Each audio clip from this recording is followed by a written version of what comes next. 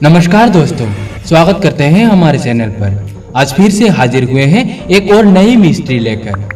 दुनिया में कोई बेहद खूबसूरत जगह है जो सबके आकर्षण का केंद्र होती है। कोई जगह लवर्स पॉइंट के नाम से मशहूर होती है तो कोई अपने सनराइज या सनसेट के लिए जानी जाती है। कुछ जगह सुसाइड पॉइंट के नाम से भी मशहूर होती है। ये वो जगह होती है जहां आकर लोग अपनी जान गंवा देते हैं।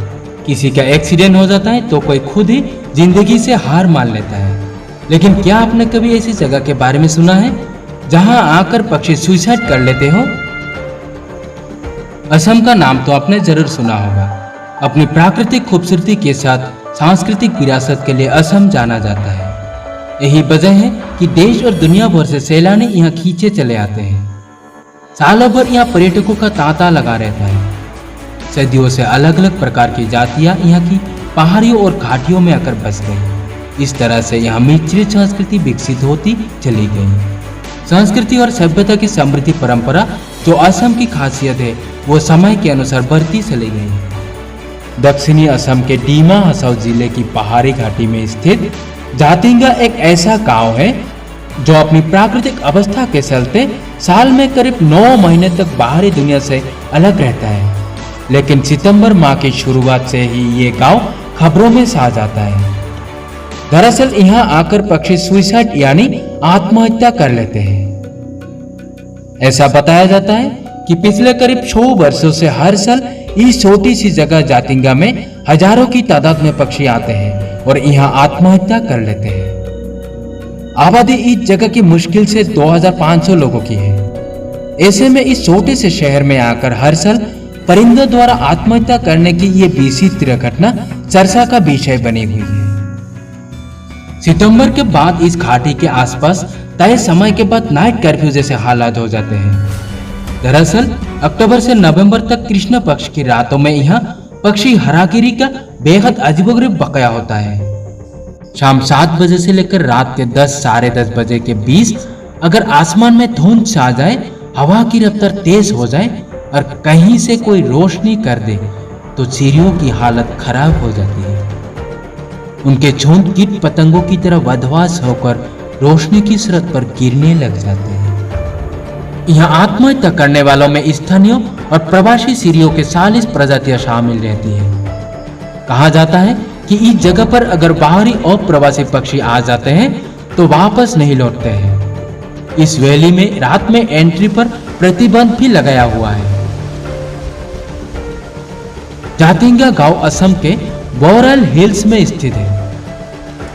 इस जगह पर काफी बारिश होती है और बेहद ऊंचाई पर स्थित होने और पहाड़ों से घिरे होने के कारण यहाँ बादल और बेहद गहरी धुंध का साना आम बात है। वैज्ञानिकों की माने तो तेज बारिश के दौरान पक्षी पूरी तरह से गीले हो चुके होते हैं। ऐसे में जब वे उड़ने की कोशिश करते हैं तो प्राकृतिक रूप से उनके उड़ने की क्षमता खत्म हो चुकी होती है।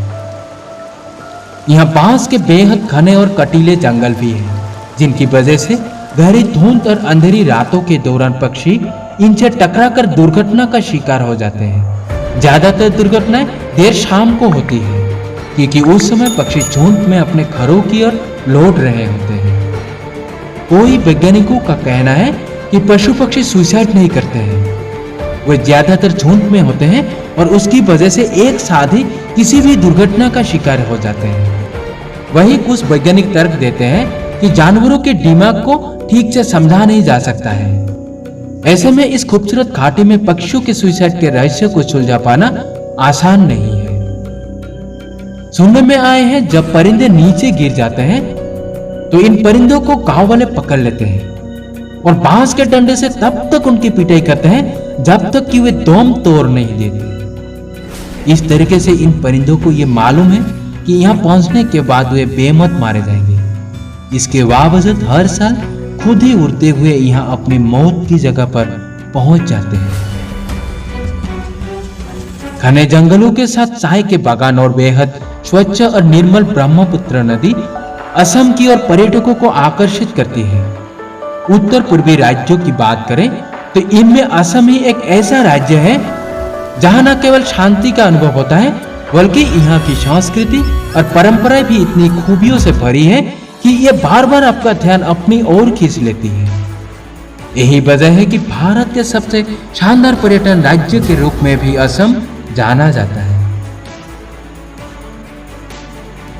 अगर आप पर्यटक के तौर पर इस घाटी के खूबसूरत नज़ारा देखना चाहते हैं तो एक बार यहाँ जरूर आए। इस पर्यटन स्थल की शांति और खूबसूरत दृश्य आपका दिल जीत लेंगे। आप सीधा हवाई जहाज या ट्रेन से गुवाहाटी चले आएंगे। गुवाहाटी से जातिंगा लगभग 330 किलोमीटर दूर है। गुवाहाटी से हाफलंग के लिए बस और ट्रेन दोनों की सेवा उपलब्ध है। दोस्तों, कैसी लगी आपको यह जानकारी? इसी तरह का जानकारी पाने के लिए बिना देर किए वीडियो को लाइक करके चैनल को सब्सक्राइब कर लें और आते हैं बहुत जल्दी ही एक नई वीडियो लेकर। और तब तक के लिए दे दीजिए इजाजत। धन्यवाद।